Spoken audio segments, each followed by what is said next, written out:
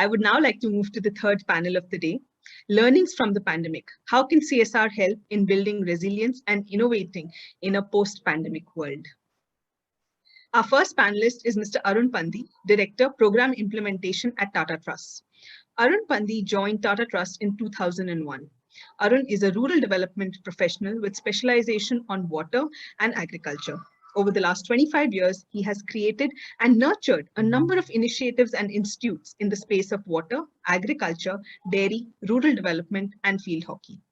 In addition, Arun has held a number of key management positions, and he also provides guidance and directions to various operating teams at Tata Trust. Welcome, Arun.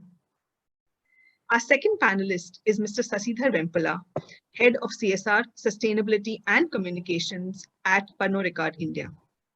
Mr. Sasidhar was appointed the Head of CSR, Sustainability and Communications at Pernod Ricard in 2018.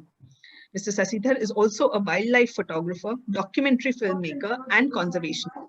He's deeply passionate about forest conservation and is working towards empowering forest guards, mitigating negative human-wildlife interactions, and documenting stories of coexistence. Welcome, sir. Our third panelist is Ms. Shalini Singh, Head of Corporate Communications and Sustainability at Wholesome India. Shalini has earned global recognition for contributions in the areas of communication, CSR, and sustainability. She has been featured in Reputation Today's list of top 100 influencers in India in 2020, among the top 100 communication professionals by Reputation in 2018, and most recently in Asia's top sustainability superwoman list of honor as one of Asia's top sustainability women. Prior to this, she was a CXO heading Strategic Business Unit, Corporate Communications, CSR and Sustainability and Skill Development Centers at Tata Power.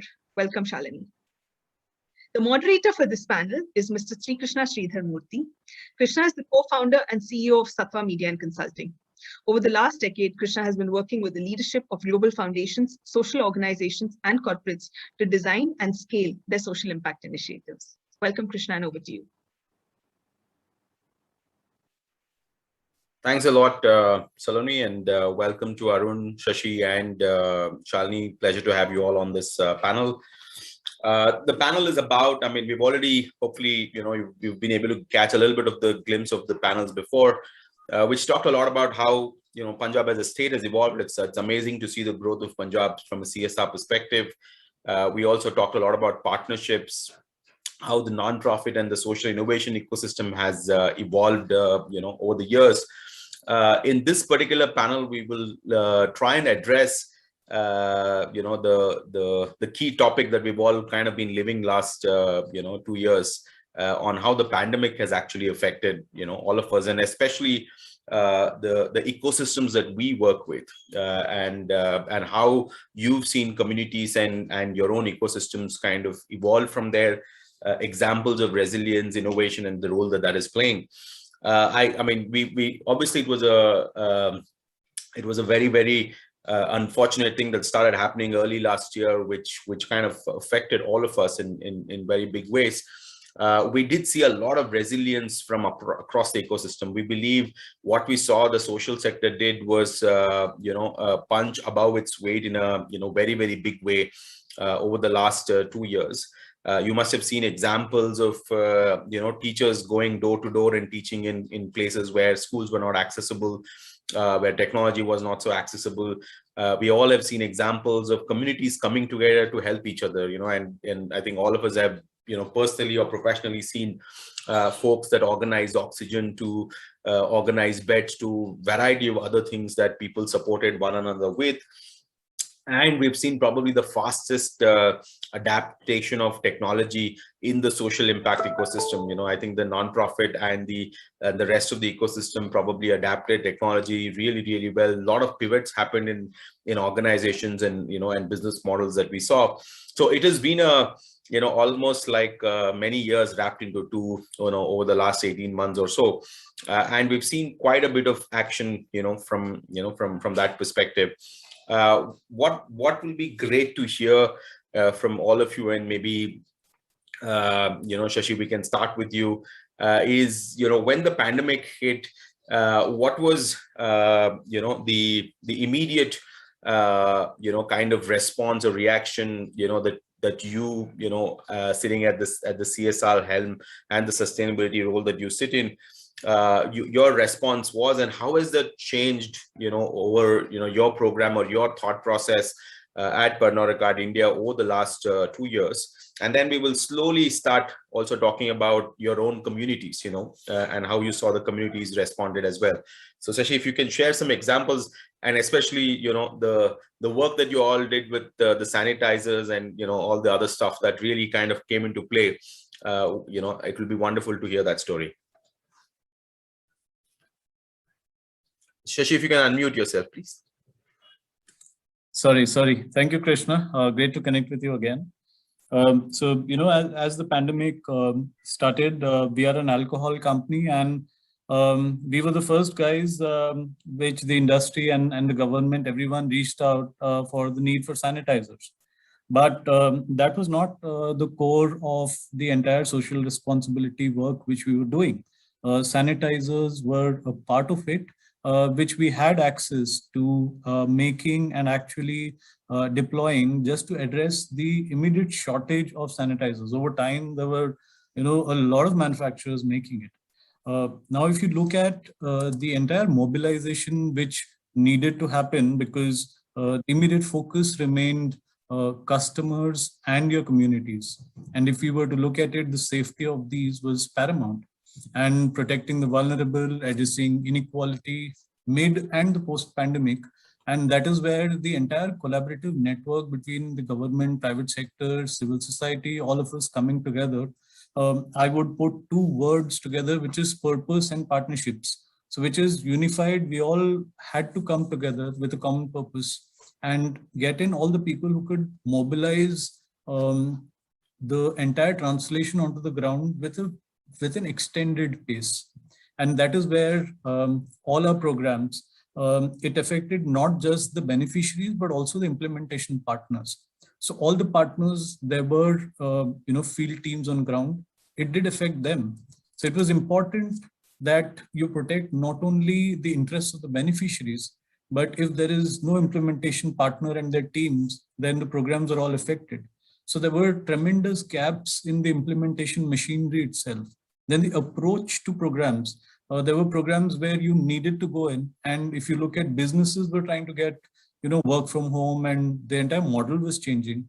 And that is where it was important that we revisit the way we were also implementing programs. And it was extremely important that the programs do not get affected, whether be it a pandemic or not a pandemic.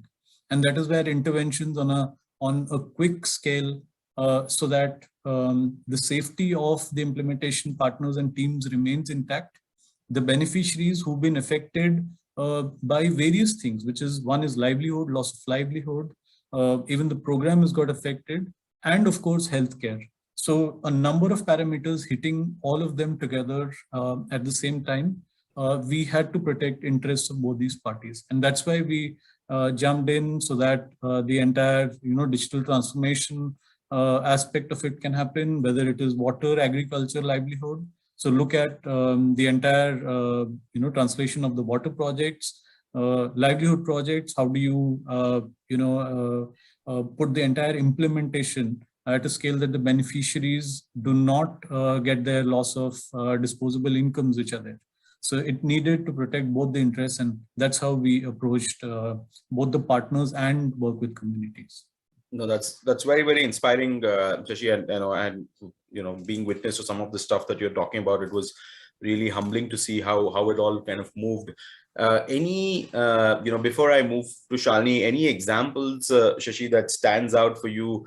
Any anecdote, from the field where you said, where the real example of the resilience of the partner or the community kind of came to forefront? Anything that you can share? Yeah, so one of the most important things, I would take both the aspects of healthcare and even with farmers. So for healthcare, we've got our mobile units across the country at various places. The government machinery in terms of providing access to quality healthcare for those who do not have access to it, that was very quick to understand how our corporates actually running healthcare programs. So the local district collector or the equivalent identified what are these mobile units where the translation of quality healthcare can be expedited, and that is where they reached out, and communities came together trying to give us a ready platform where you could get data of the members in the village, the ones affected, the steps they've taken to prevent the pandemic. And this continued all the way till vaccination. So that was a good partnership there. When you look at the farmer communities, the way the entire self-help groups or the women groups or the FPOs or the women producer groups we work with, they were the ones who actually kicked into the village system, trying to bring a complete order to the chaos. So, that's the best example of women empowerment, which we were seeing, that the Sarpanch and the men folk actually relied on these self-help groups or the women because they were working with able partners and they had built a knowledge base over time. And then they went into managing the entire pandemic situation at the village much better, reducing casualties or other places. So we've witnessed that in our program locations, especially in Shivpuri or Derabasi, all these. So these are the places where our contamination rate and the program success metrics have been very, very good. Wonderful. I think you bring up a very interesting point, on how the lines between organizations almost blurred during the pandemic. It was not, almost everybody worked together. That little bit of you versus me kind of went off. Government, the civil society, the corporate ecosystem. I think there was a lot more collaboration, and hopefully, like the previous panel was talking, we can continue that. Shalini, coming, from your perspective, I'm sure, sitting at where you're sitting and also given your experience, there must have been some key learnings from the pandemic, that you're now thinking about, we should kind of capture and take forward. And, just building on what Shashi was saying, did you also see that kind of resilience coming from the ground? Did you also have examples which did that, and partnerships that kind of, came about? And if there are anything specific you can share with us, that'll be wonderful. Sure. So, like, Shashi said that the pandemic definitely accelerated the whole process of partnership. The scale that we looked at, the help with, to reach out to people. It also blurred the lines of what your community really is. I think many of us forgot that our community is what is defined in the CSR policy, which is 5 to 10 kilometers within that range, which is what we were doing before the pandemic hit us. So I think one of the most interesting part is that humanity kicked in this entire process. And we have many examples of where we actually went and put up a lot of oxygen plants. We started with digitalization, where we not only covered, especially for education, our own communities, but we were very okay with the education cafes that we set up, with the education on wheels that we had, covering students who perhaps don't fall in our community at all. So I think that was one big change. Another is that many organizations realize the importance of scale comes from partnerships. And the number of partnerships that Ambuja Foundation forged, including with Pernod Ricard in this times, is quite legendary, because I haven't seen this kind of partnerships happening because I look at Wholesome means both ACC and Ambuja. So, I've been sort of closely watching those partnerships as part of CSR committees. And I think it's quite commendable that we now realize the power of one as far as community work is concerned. The second very important thing was that it was very important to address livelihood issues. And I think for us, what we saw on the ground was how our communities were okay to change, were okay to go the route which they had never tried, like QR codes through which the farmers were selling goods now. I mean, it's unheard of, right? We only use QR codes in restaurants. And I used it for the first time in the restaurant, and, perhaps one or two times before as a poster or something. But it's amazing how our farmers have adapted to it, have been able to sell their produce. And I also agree with Shashi that one of the heroes of the entire movement in villages, right from vaccination to even reskilling, have been women. So we have two programs where I saw this happening in ACC in Ambuja. In Ambuja, there's a program called SEDI, which we launched, which is a skill development program launched in 10 states during this time. And it skilled almost close to 15,000 women. And they picked up all the skills that are urban skills, like, right from nutrition courses to courses which were helping them earn livelihood by reskilling and completely reskilling, sitting in the even electrician courses and other courses, largely to be able to address the livelihood issue. The second program that I thought was very, very meaningful was our youth program called Disha. That was by ACC, not Ambuja. And Disha again focused on purely training youth in the rural area, again on skills which are relevant in the urban market, right from retail to others. And that we thought was a very important part, because I think what pandemic has really left behind, left us with, is the whole problem of unemployment. And it has also shortchanged a lot of youth who for the last 2 years, who perhaps were skilled but never had the vocational skills that are relevant today. So I think these are the major points that we have focused our energy on, and we continue to focus our energies also on the largest issue that this country faces, which is water.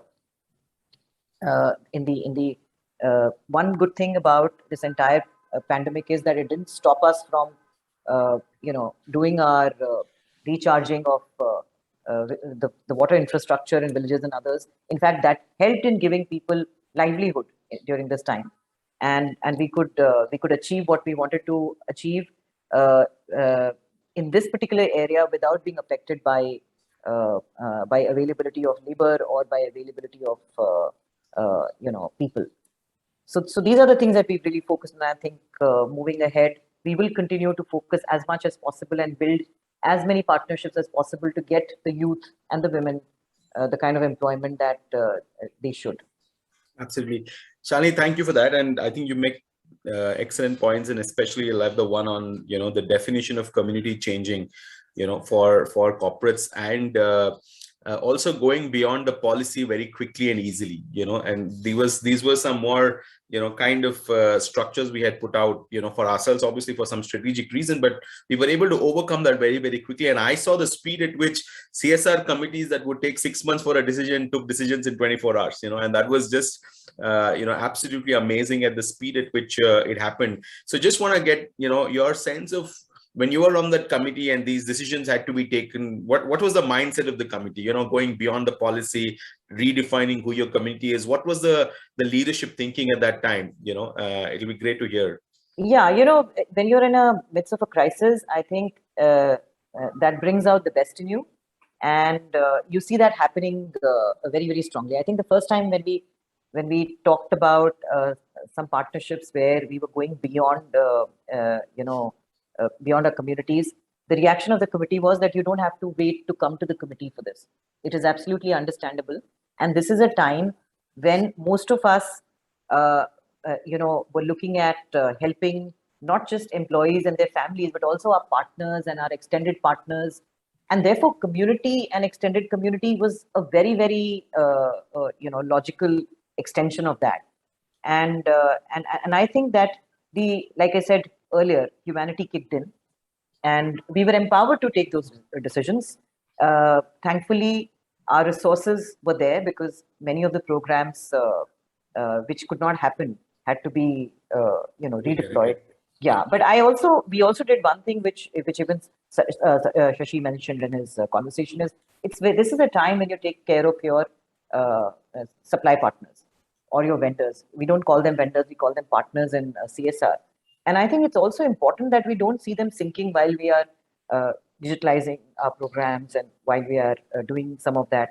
So even supporting them with providing them the right know-how on technology and on how some of them can teach through apps, or how we could as an organization give them iPads and donate them various these decisions also were taken very, very quickly by the committee. So I think while we did CSR professionally pre-COVID, I think we did it with a lot of our hearts during this pandemic. Brilliant. And I mean, speed, flexibility, humanity, and the heart kicking in. I think there's some fantastic learnings, adding to what Shashi said of purpose and, and partnership kind of coming in. Arun, coming to you now, you kind of wear a slightly, different, hat in the sense that it's not a corporate CSR, that you're, directly representing. It's actually almost one of the largest philanthropic organizations in the country. You're also an implementing organization, which means you have a lot of connect with the community, in many, many forms. How did the kind of the adaptation happen at Tata Trust, both at a program level and at a community level? Again, examples of Arun that you can share where you saw resilience in the grassroots organizations or the communities that you work with, that really gave you both the the knowledge or the tools to kind of, let's say, adapt or pivot during the pandemic. Our response, was first is, I would say, pandemic is not over. So, Arun, if you can come closer to the mic, please. We can't hear you. Can you hear me clearly now? Oh, much better. Thank you. So I think the first response is that I think from our perspective is the pandemic is not over. So we've been through phase 1, phase 2, and the preparations are there for phase 3.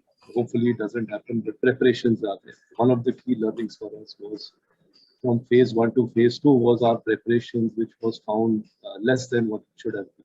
Yeah, absolutely. So much of the effort which has gone in actually under phase 2, because phase 2 came, it was like a bullet.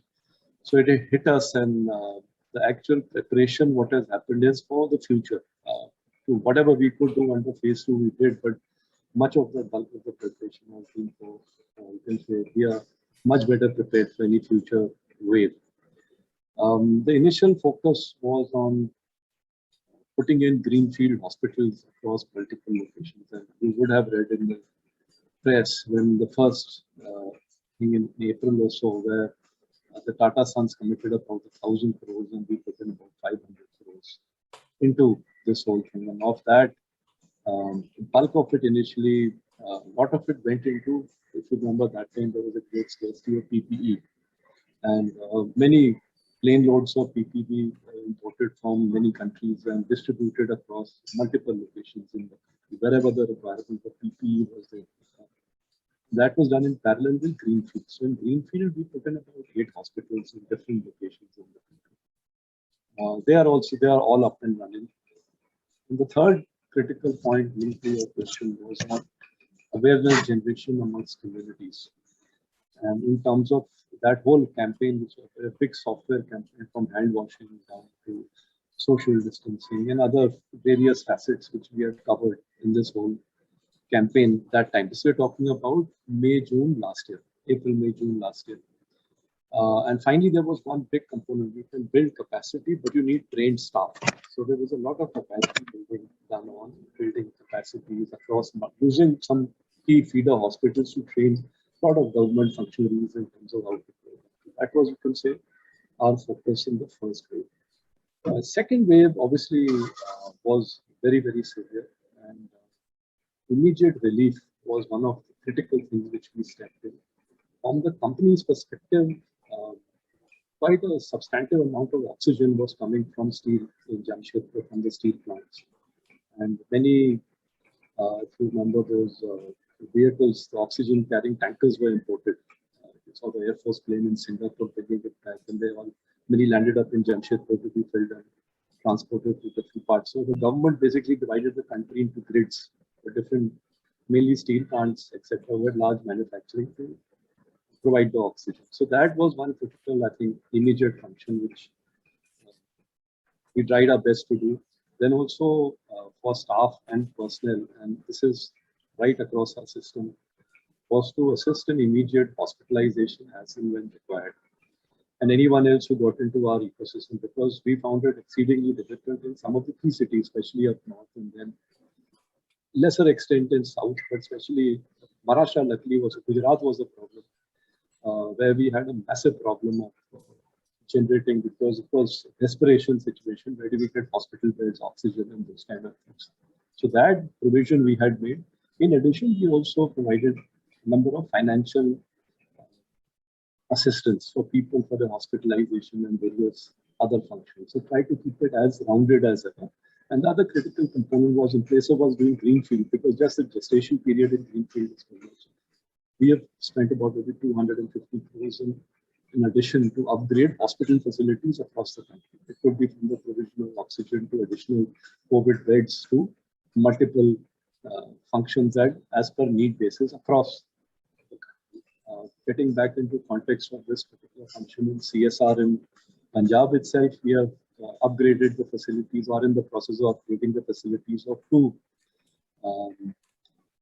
hospitals, government hospitals in the state. So that process is also underway. Other critical point where we are going to, while moving forward, is there is a major focus on pushing vaccination in rural areas. So that becomes a very critical focus, specifically in backward areas. You can see in many places, it's a supply and demand situation still. So we are trying to facilitate, there's a major software campaign which we will be, and our trustees are very keen on it across the country, where we are going to push on getting rid of all the myths and all pertaining to vaccination and push the numbers up. I think because if we want to get back to normal, getting the numbers up is critical, especially on the vaccination side. And we have to find a way out. So we have, just to summarize, across the country, created substantive capacities, both in bed, oxygen availability, which again we are funding and putting our plants across in different places for any future wave. PP, the demand was not there in the second wave. That, I think, sufficient local capacity, manufacturing capacity had come in by the time. All we had on those sanitizers, all that was under first wave. The second wave we didn't get. We've also, and so we've got covering about 17 or 18 states, from, you can say, Nagaland to Punjab to Tamil Nadu. So multiple states are being covered in these hospital enhancement interventions. And finally, you mentioned in terms of empowering communities and all that. So I think for us, the easier part obviously is infrastructure. That is obviously the easier part. The more difficult part is how do you penetrate the communities and assist in improve practices, adopting of COVID appropriate behavior, etc. So that will always, and so our teams, as you correctly mentioned, there are capacities to try and work with communities which we are working with to try and build those capacities and generate that level of awareness. But definitely work was and continues to be affected by the COVID type situation. We have a fairly large field operation in Punjab itself, where, to be honest, if it's agriculture related, there is no substitute for interface with farmers. Mobile and digital technologies have their limitations, but in reality, those require us to a substantive interface with farmers. We have a large education program which has suffered tremendously. To be honest, this whole business of virtual education and children and all is a bit of a, it can be a supplementary, it cannot be the primary thing. This children also need to interact with each other and the whole social impact of all of this. So these are all actually many factors which we are still grappling with. And moving forward, we are better prepared with, I would say, with this massive vaccination campaign across the country. And but I don't see any, I mean, right now things may be okay, but we can't say what they would be 3 or 4 months down. Absolutely. Yeah. Absolutely, Arun. I think, the point of every time, I think during the pandemic, we've been one step behind. I think that seems to be, we've been catching up with the pace of how this has happened. And we've kind of probably also let go of the advantage between the waves. We kind of, got distracted, tried to get back, to normal, but very quickly kind of moved on.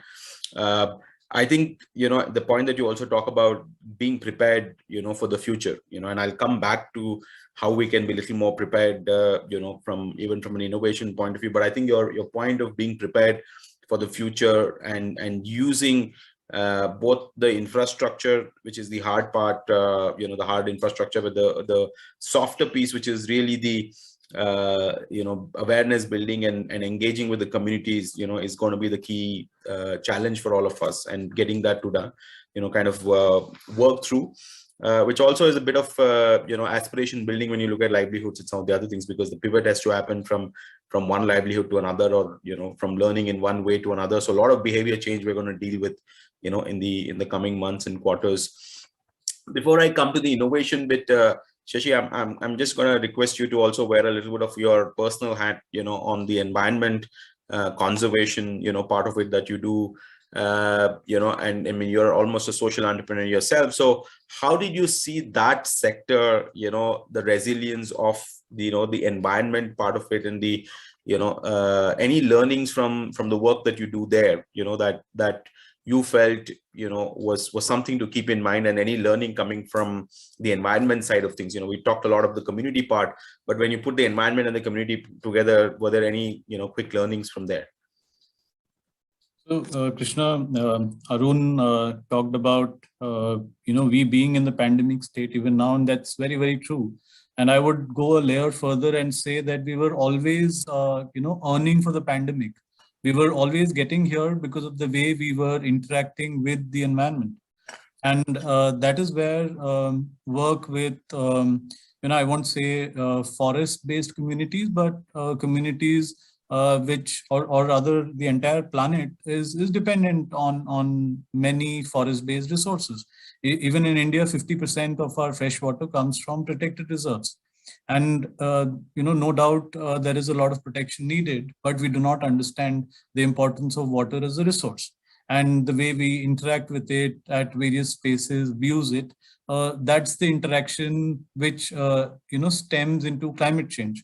The way we interact with, animals, bats, various other species, stems into the way we are giving opportunity for more pandemics to come in. And that's exactly why the entire aspect of awareness, comes into play on which are the core communities which can have the highest impact of mitigating climate change, which are the areas which are hotbeds of conservation. And if you can do, delta impact at these places, then it has a long-lasting effect on the overall environmental ecosystem. But all this needs a whole lot of awareness, participation, collaboration, not just on the ground which needs to get protected, but in the entire ecosystem around it. Children at younger ages need to understand the importance of environment and conservation.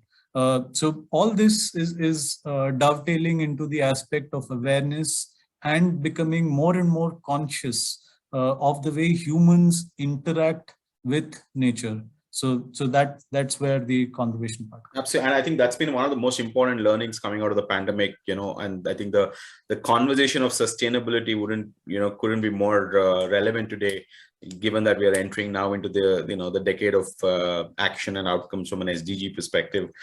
Shalini, coming to back to you, I mean, we're hearing more and more that we have lost time. We've gone a little back behind in many ways. In education sector, for example, many schools, children are kids are out of school, and it's, I think, a bigger impact on especially girl children that we're seeing. So we've gone a few years back. Livelihoods, like you said, we've gone a few years back in terms of the hard work that was done. And many other sectors, where we had actually made some progress, we've taken a step back. Obviously, the speed of, work cannot be the same now. We need to leapfrog to be able to catch up, and that will require innovation, in some sense, to happen. So how are you thinking about, how do we kind of leapfrog now? And it could be in your programs, it could be as a corporate sustainability angle, all of these things. But I think the whole focus of innovation and leapfrogging, would you agree is relevant, and how are you thinking about it? Oh, absolutely. Very, very relevant. And, if you've noticed, now let's look at the bigger picture. If you've noticed in the last 1.5 years, the whole conversation on ESG has become very strong in India. That's not a conversation that was happening before. In fact, the entire investor community has started asking for companies to meet ESG mandates, especially manufacturing sector. And that brings in a very important aspect of many companies rushing to start looking at what they can do in the environment and social area. Now, while the investments even in green are affected due to pandemic, and like Arun said, the pandemic continues, but I think many companies have woken up and started talking and looking at how they can be net zero. Yep. Now, the whole aspect of net zero is not about having only zero carbon. It's about leaving this planet without wanting to adversely impact. And the net cost of doing your business is zero on the planet. And I think that's a very, very good thinking. So earlier on, we were talking sustainability. Now we want to live sustainability. So I think we will cut some slack for ourselves. It's absolutely all right, because if your intent and thinking is right for the first time, the actions will follow. Now, let's now come to the social part of, how we can look at really accelerating the pace of what is really happening to us. What's really happening to this country is that for the first time, we realize that it is even more difficult to manage this pandemic because of the population that we have. And while we had made some impact by owning communities as corporates, we now realize that even we don't know the real answer of what we should be doing. So I think for few of us, what we've done is over the next few years, we have forged partnerships to, number one, be absolutely committed to employment generation for our youth, number one. And number two, for the earning member of the family. In certain cases, it can be women. In certain cases, it can be the farmer who's doing that. But if you have to protect the household income, you cannot now look at it as one-off program or one-off issue. I think our approach is more to look at it as how can we join hands and protect the household income of that family, depending on who's the earning member, whether it is youth, whether it is a woman, whether it is a girl child, or whether it is a farm. So that's the first approach that we've taken.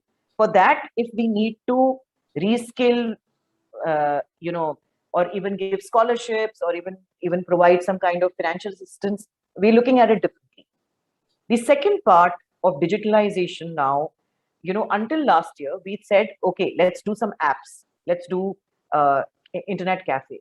But now we realize that if this is going to continue, children have to have their own devices. It's moved to a stage where 10th, 11th, 12th students cannot be coming to a digital cafe or a education cafe to study. It's best that we provide them now the classroom experience through their own device, because at home also they don't have a mobile phone. Perhaps there is one mobile phone in the family. So we have actually gone 360-degree in our approach, and have, for the first time, I personally have donated iPads. We were allowed as employees to donate for our schools, Ambuja schools, and for some of the other schools. And we have started doing that. So I think we should now move to that kind of thinking, where we can't keep saying that substandard education is all right and we will just keep doing online classes. No, I think we have to really up the bar now. And if that means that every child who is in this relevant age of getting into a vocational training course needs more focus, then let's do that.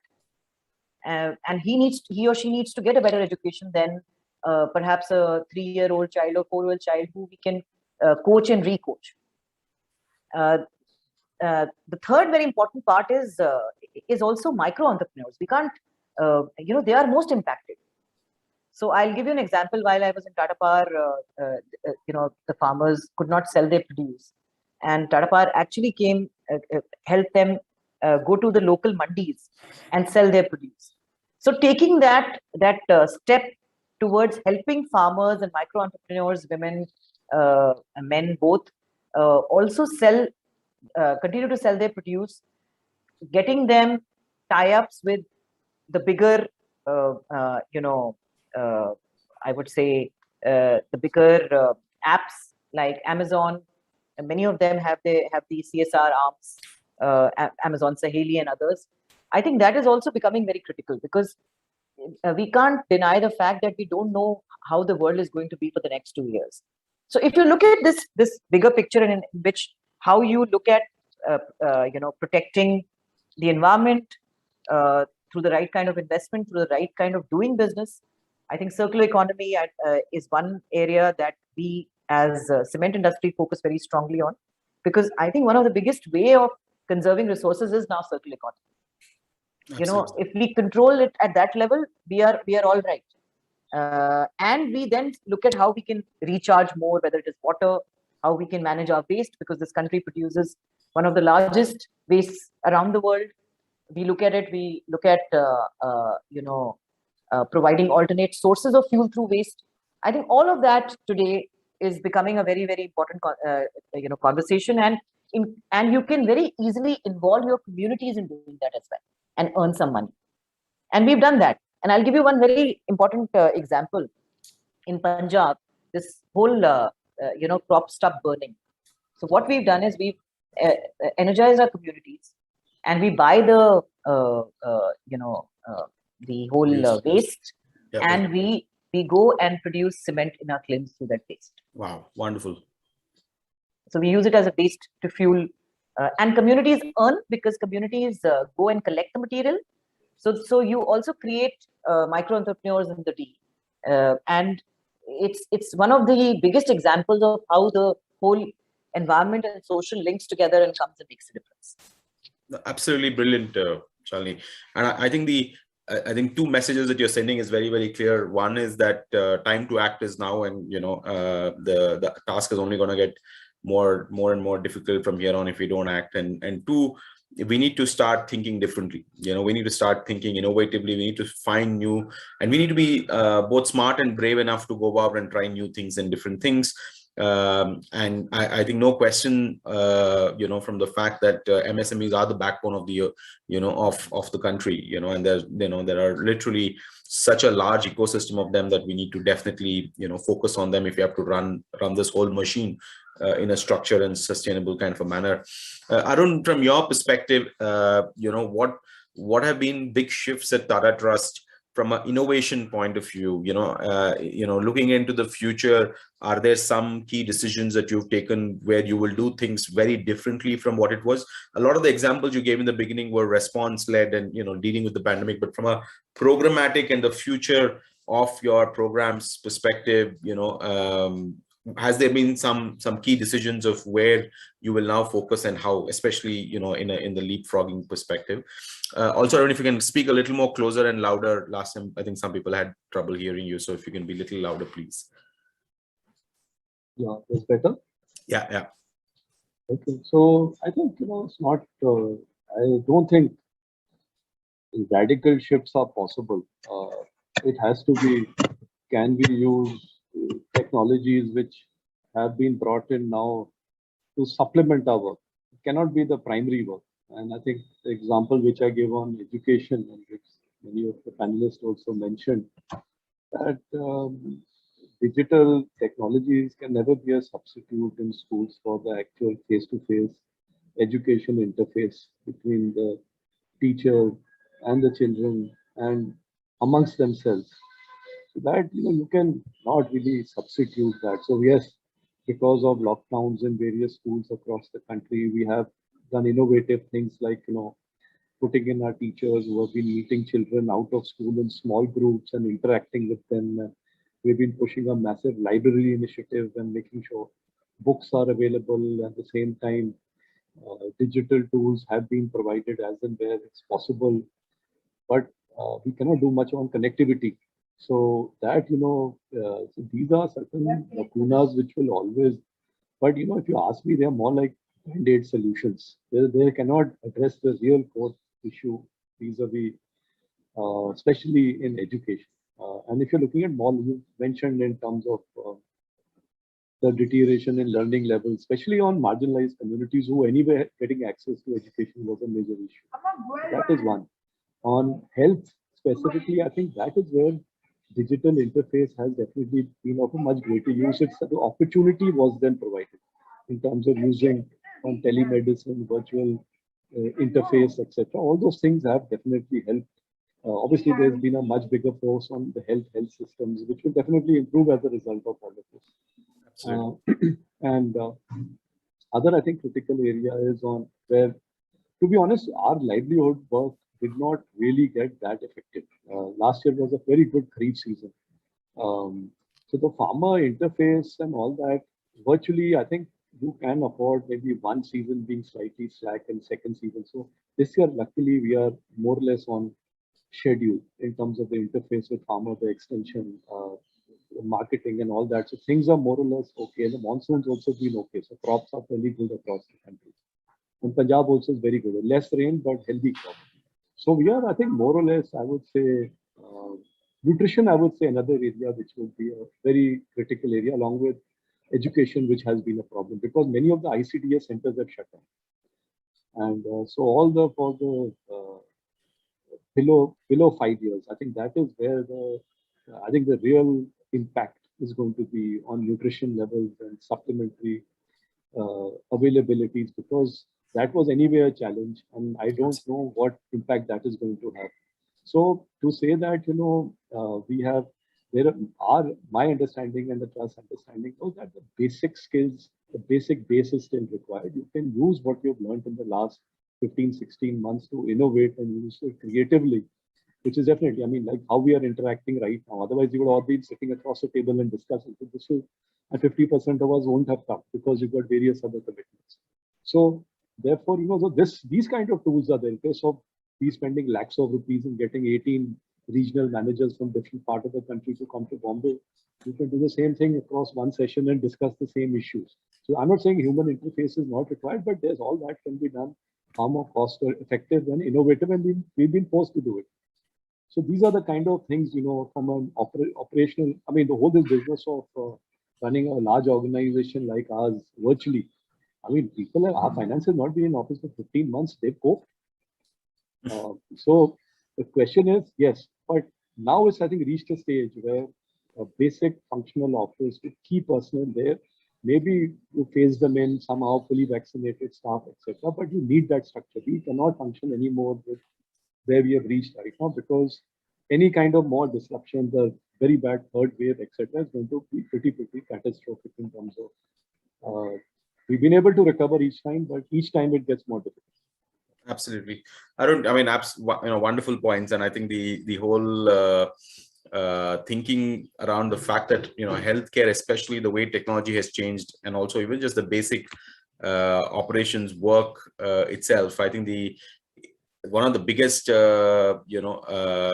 pieces where everybody, I think, leapt forward was the technology adoption. And I think that has made a big difference in healthcare, in livelihoods also, like you said, even in agri. I mean, I think if like an organization like yours has adapted technology so much, which is where you're seeing less disruption. Otherwise, many other organizations probably struggled even to run the basic programs, from that perspective. So clearly the message is that, looking forward from the pandemic, the faster, the better, and the more, strongly you adapt technology, and the tools that technology, can provide and bring and learn from that to work in a hybrid way, the more resilient you're going to be, kind of moving forward. I'm just going to kind of bring in some of the questions the audience is also pulling in, and Shashi, maybe you can take the first one. How would, you kind of bring sustainability and CSR together, and is SDGs a relevant conversation now in the post-pandemic world? Has it become more relevant, in what ways? And two, as a person, sitting in the leadership, I know you wear kind of two hats of communication, CSR, sustainability. Is CSR a burden or an advantage that you kind of have to actually contribute? Yeah, so Krishna, SDGs, as the name itself suggests, Sustainable Development Goals. Has the pandemic brought more focus to it? I think the approach itself needs to change here. The Sustainable Development Goals were created in a manner that, I'm in a panel. Sorry. So the Sustainable Development Goals were created so that people really understand the entire targets and work towards it. And as I say, purpose and partnerships coming together. So if this is the primary goal of it, what's important at this point of time is realizing the local scales of the SDGs and developing solutions and interdependencies between urban, semi-urban, rural. And that is exactly why, that will take us to focusing on local sustainable development, and local is the key there, and leading to manifestation of opportunities towards cohesive development. But if we look at the entire developmental needs, like for example, India, 50% of the population will end up living in cities by 2050. And it's got a complex, socially segregated society. We have to reduce this distressed movement and migration. Development needs to focus on access to better quality of life for a lot of people. And all this will happen with an effective planning and transformation. And that is exactly why the focus on SDGs cannot be in the context of a pandemic or a no pandemic situation. And it needs to continue in a very, very, concerted, structured approach with the outcomes or the larger goals in mind. Even at Pernod Ricard India, we talk about transforming communities and accelerating local development. And when we talk about local development, we are talking about becoming partners of choice with the community wherever we operate or choose to operate. And the best models are the one which have succeeded in becoming a partner of choice with communities. And that is how I can answer the second question, which is CSR a burden for corporates or not? If you use the word, partner of choice and transforming communities and accelerating local development, then the triple bottom line really comes in that, you make profits and you conduct in an equitable and bearable manner so that, communities grow, and with communities, you actually become, a partner of choice with them.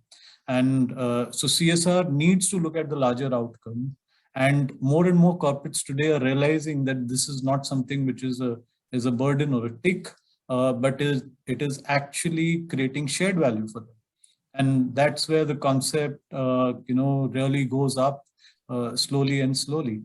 But an important point which I would raise, which the pandemic, the second wave has actually brought in, is the way we have approached towards the preparedness of the third.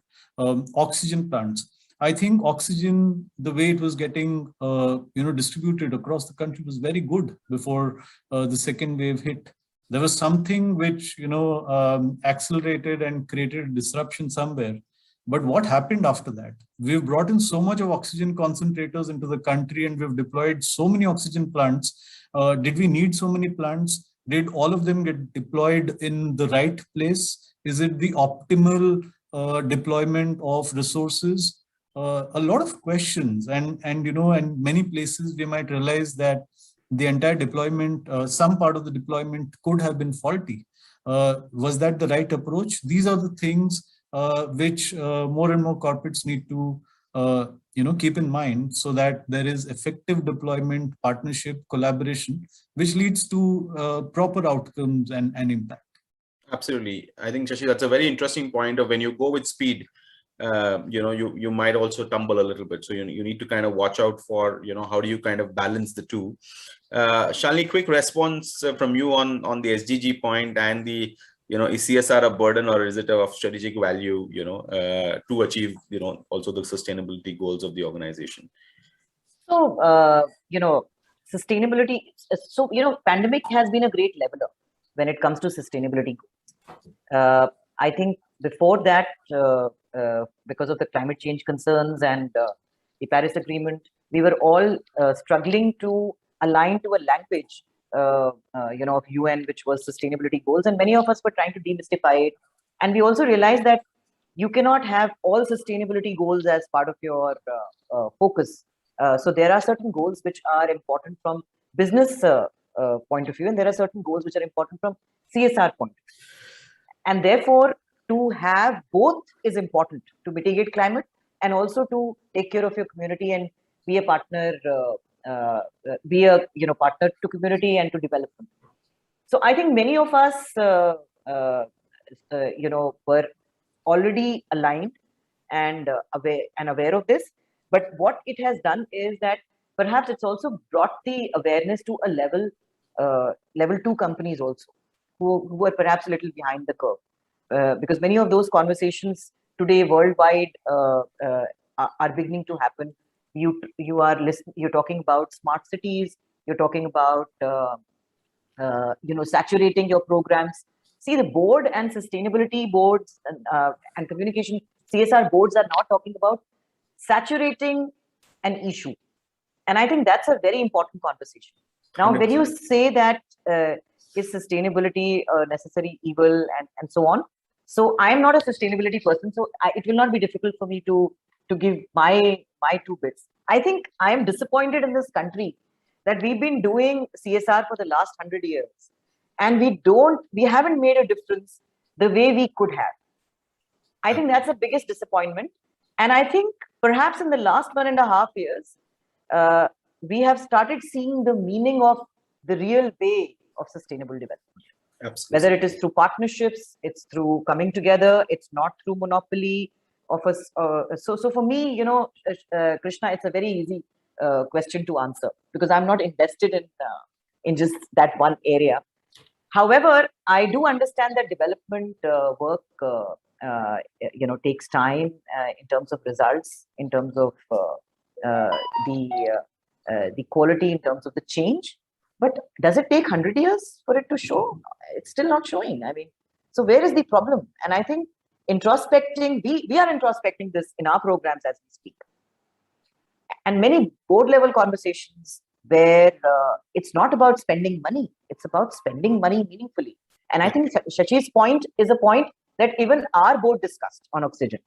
That most of us, went and sort of put up. Now, what is the utilization of those oxygen plants today? What are we doing there? How where are we redeploying it? So I think these conversations are important. There's a lot of scope for doing CSR the right way. And I think the biggest parameter is that have we created even one model village or one model community that many of us can use as a benchmark? The answer is no. I know that there is a lot of conversation, but we don't see that happening. So that's my take, Krishna. And absolutely, and I think that's ruffled a lot of feathers. it's one of the most important conversations we have, Charlie, in many boards where we work. That how do you get from a project mode into a mission mode? Because missions can end, projects can continue. You keep going from one to the other, but we need to get into a mission mode, and that saturation of an issue is a very important thing, because we should be done with the problem, right? Yes, and you can't bring like they say, a knife to a gunfight. You can't just expect a project to solve a very strategic systemic problem. You need to get involved with the system to solve the problem. Otherwise, you're only kind of bringing in, band-aid solutions, which keep kind of wearing off very, very regularly. So it's been a fascinating discussion. We're coming to the end of the panel. I will now request all of you to share one aspect of your work, and Arun, probably starting with you, one aspect of your work across the country that you do, which you would recommend we bring to Punjab as a state. We're talking about Punjab, as a state which is now growing from a CSR ecosystem point of view. Any one innovation or any one program that you think is running quite well in your own CSR, in your own organization, or you've heard of it that you would love to bring to Punjab? Any thoughts there? Okay, thanks. We have a fairly large operation in Punjab. It's not something new.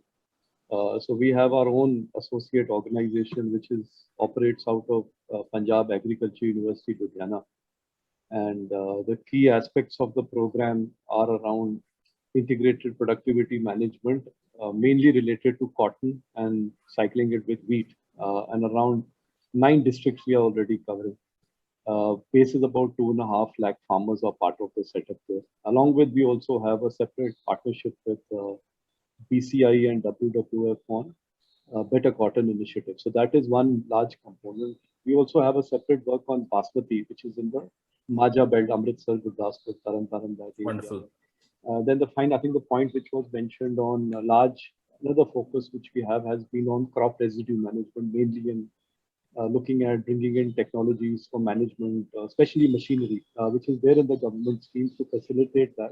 And in all of this, we have tied it up with technology. So, for example, try to do an Uberization of availability because each machinery is underutilized, whichever you bring in. So, villagers have it, can we set up a Uberized model which ensures effective utilization? Because now we're talking about September. The window will open in October for about 15-20 days before the wheat crop goes in. So can we maximize the use? Otherwise, again, people in Delhi will complain that they've been smoked out.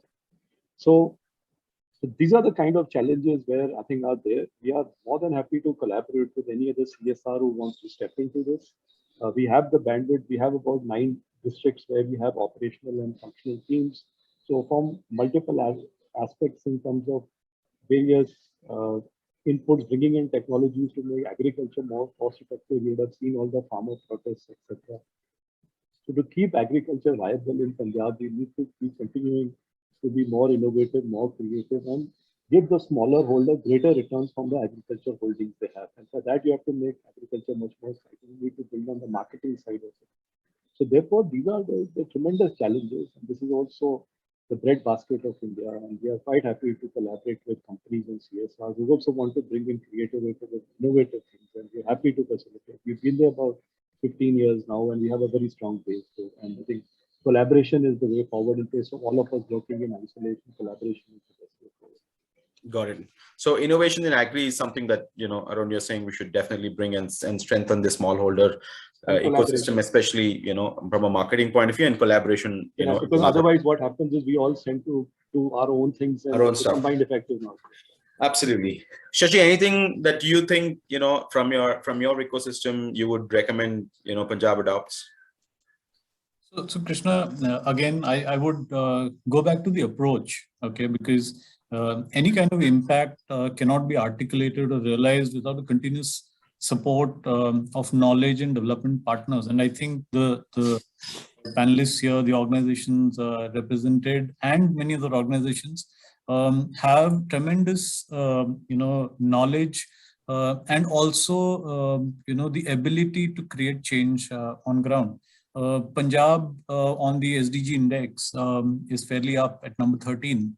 But what I think, we would be very happy is to collaborate in terms of actually putting in trained human resources and technical capacities with the team there, because anything is as successful as it is implemented. And most of the development is stalled due to lack of, trained human resources or capacities, etc. And that, I think, once addressed to whatever extent, will pave the way towards better implementation of programs and better impact on ground. So that is something which we would, love to work with all the partners who have their tremendous depth of, implementation on ground. Brilliant. Human capital, investing in human capital, I think, is paramount going forward. Shalini, your perspective on anything that you've seen from outside that you would love to bring to Punjab? So we do have, some of our programs running in Punjab because we have plant in Rupert and some of the other areas in Punjab. But I firmly believe that the need of the hour for any state and every state right now, and Punjab especially, looking at the fact that it's largely an agriculture economy, is and the youth may not necessarily want to do that. Okay, follow that footstep. I think it's important to give them, skill them, and bring in some good entrepreneurial training institutes, which help them build careers, and if they want to grow business, then even helps them grow business. Absolutely. But I think it needs to be now done differently, not the way their fathers were doing it. And this is a great opportunity to bring in that change. I think there's also a need to make them more environmentally conscious, because I talked about the crop burning and some of those parts which we've seen that companies like us have seen that it largely comes not because we don't want to do the right things, but we don't know how to do the right things. So bringing in that kind of sensitivity, I think the younger generation is far more committed to bring in those kind of practices which are environment friendly and also skill and career driven. So that I think definitely is required in Punjab, and focus should be on youth and also on women, because women in Punjab also can be a very, very strong force in bringing in the change. Brilliant. Absolutely. Shalini, extremely well kind of said and rounded off. I think it's, it's been a fascinating discussion. Thanks to all three of you. Really enjoyed it. I think we talked a lot about, speed, the hard part being very, very important, flexibility, going beyond defining your new communities, partnerships, the purpose bit, the adoption of technology, and the focus of making it more holistic, with the environment becoming a key part in many ways that we look at it. And I think there's an opportunity to bring multiple aspects of what's happening in other parts of the country into a place like Punjab, and take a lot of the things that's happening very well in Punjab to the rest of the country, and create that that kind of dialogue and ecosystem. Thank you again for your support today, and a big thanks to Punjab CSR Authority and NASSCOM Foundation for partnering with Sattva. And good luck to everyone, and thank you to all the panelists, and we will be in touch. Really appreciate you taking the time. Over to you, Saloni.